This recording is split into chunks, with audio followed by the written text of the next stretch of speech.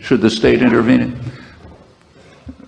Personally, I don't think the state ought to intervene in the economy at all. I think the public ought to intervene.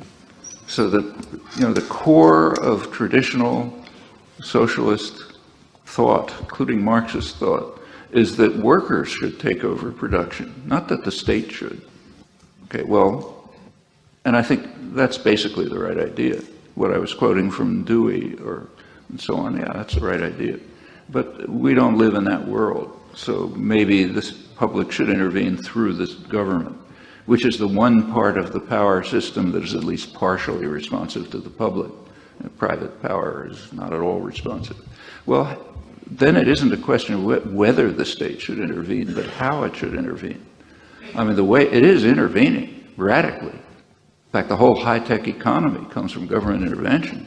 Here too, the things I mentioned. But that's government intervention on the principle that the public pays the costs and takes the risks, and then it gets privatized for profit.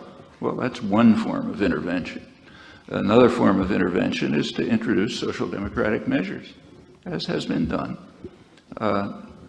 Improving life. Some people were talking about Orwell's attitude toward this. I agree with it. I don't think the state should intervene, but if they intervene to make life better for people, okay, that's fine. Don't object to that. But it's not a question of how much, really. It's a question of what should the policies be. That's true right now.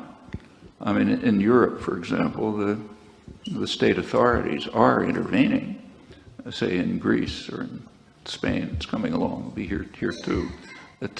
With policies that enrich the bankers and harm the population.